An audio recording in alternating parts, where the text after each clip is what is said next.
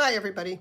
So this is going to be the last, probably be the last video for the Knitting for Absolute Beginners workshop at the Cal Poly Humboldt Library. And this is the video that will review what we covered in the workshop last week, which was casting on and binding off. So again, this is really a review video. I'm kind of presuming that you were there to learn firsthand, and you're just going to be reminded here of the different steps. So we covered two different techniques for the long tail cast on. And the long tail cast on, again, involves creating a slip knot in your yarn, right? So slip knot, you just do like this. You make kind of like an overhand stitch, but you don't pull the end all the way through. You just make this knot that you can tighten by pulling. You put that on your needles, making sure that the tail that you've left is long enough for the number of stitches that you need to cast on. And some people say a good general rule is 1 inch of tail for every stitch that you need to cast on. With some variation, if you're casting on very, very fine needles, you probably need to do a little bit less than 1 inch. And if you're casting on relatively big needles, you probably need to do a little bit more than 1 inch. But it's very frustrating to get to the end of your tail and still have stitches that you need to cast on, because then you have to sort of start over. So, and we looked at two ways to do this. And the first is probably the easiest way for someone who is a new knitter, because you're basically just knitting right onto the needle using your thumb instead of a left hand, instead of using an actual needle in your left hand.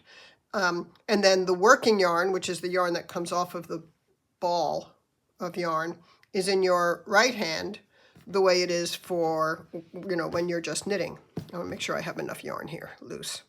So I'm going to just hold this yarn in my right hand the way I hold it when I actually knit, so that I can have a little tension in that yarn, a little resistance. And then I'm going to hold the tail in my left hand, and I'm going to wrap, hold on a minute. Yeah. And I'm going to wrap that yarn around my thumb.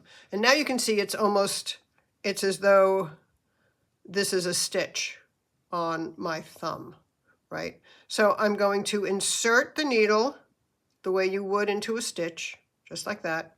And I'm going to take this working yarn and wrap it around the way you do when you knit. And I'm just going to pull it out through that loop and tighten it. And I'll do that again. So again, you're doing like that.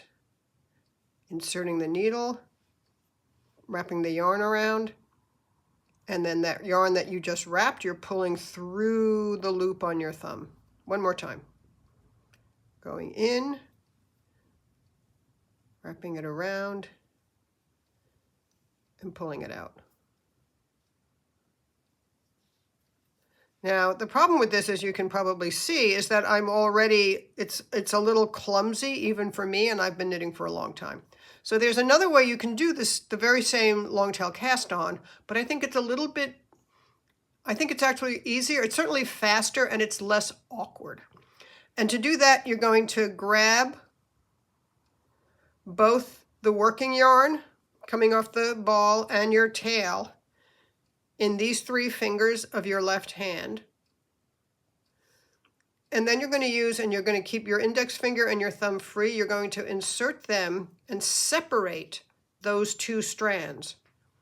And now you'll see you have that yarn wrapped around your thumb in the exact same way you did in the previous technique.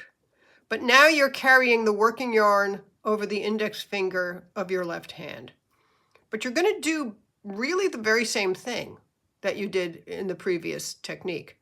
You're going to insert the needle into the yarn on your thumb. And then you're going to wrap the working yarn around the needle as if you're knitting, and you're going to just pull it right out. I'm going to do it again. You insert the needle into the yarn loop on your thumb. you wrap the yarn on your index finger around the needle, and then you pull that wrap through that loop. Boom, boom, boom. And I'll do it one more time really slowly. Again, let me just start from the beginning. I'm going to grab the 2 strands in these 3 fingers on my left hand. I'm going to separate them using my index finger and my thumb. And now I'm going to go into the yarn on my thumb, bring it back, and wrap that yarn on my index finger around the needle and pull the needle through that loop. And once you've done this a few times and the movement starts to feel really automatic, it's much, much faster than the technique where you carry the working yarn on your right hand.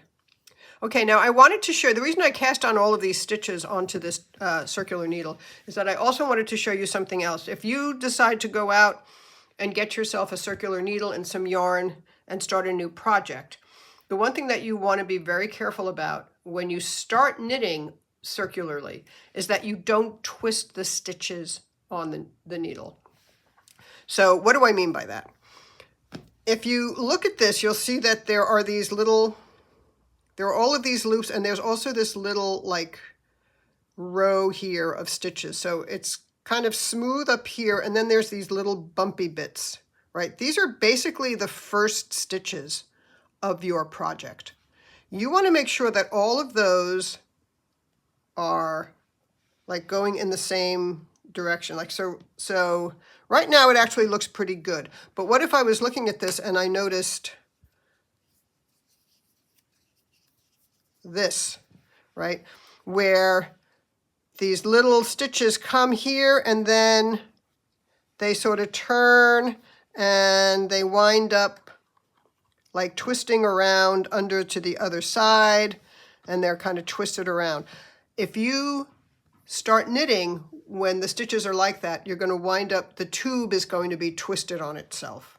The tube that you're knitting is going to just twist on itself.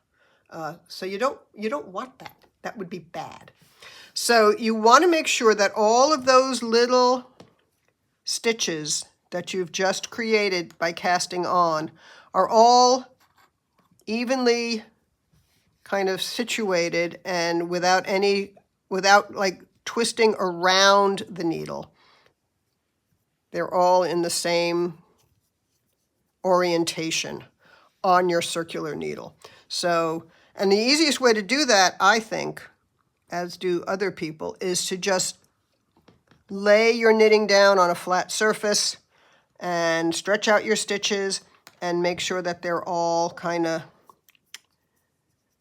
where they're supposed to be, right? So it just goes like, they're all really flat.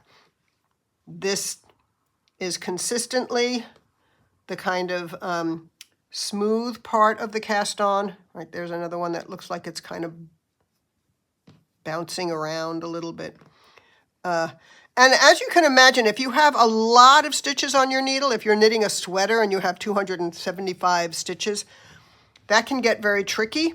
Some people recommend that if you have a lot of stitches on your needle that you actually just knit flat for one row, because then this process becomes much clearer if there's a little bit more of this to kind of to see what you're doing. And then once you're sure that your stitches are not twisted, all you're going to do is take that right hand needle. Is that a twist? No, that's all right. They're just popping up a little bit. You're going to insert the right hand needle into the first stitch on the left hand needle, and you're going to make sure that you're taking the working yarn and not your little, what's left of your tail, and you're just going to start knitting. Just like that. That stitch got twisted a little bit.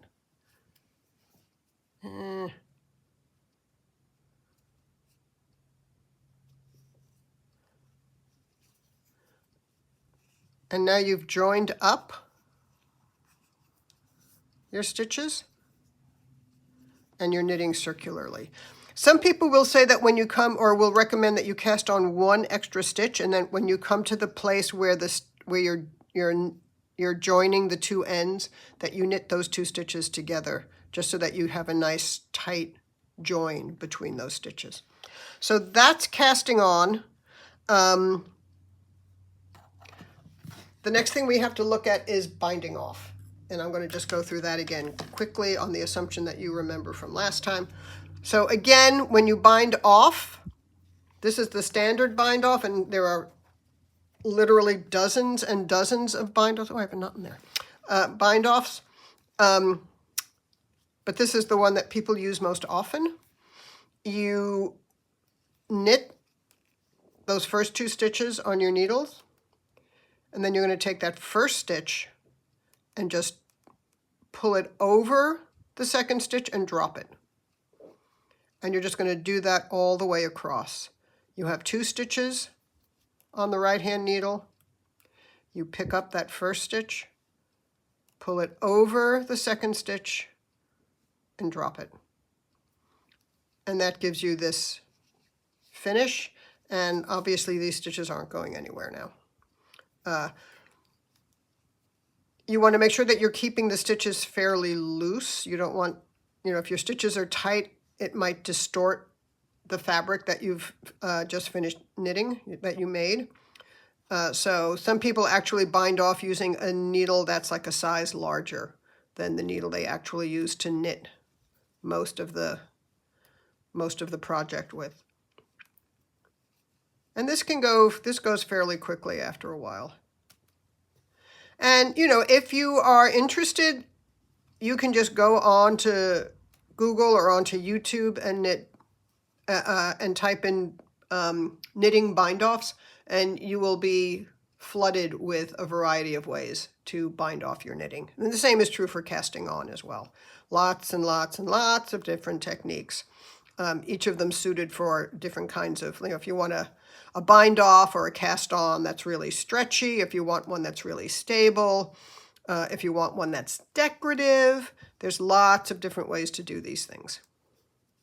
Okay, so I hope I see you all tomorrow, Thursday, for the final workshop. And you have my email. Keep in touch with me. If you get serious about knitting, I'm happy always to meet with people and give you some feedback or, help you with techniques that you're struggling with. I'm retired, so I have nothing but time. So if you're interested, just give a shout.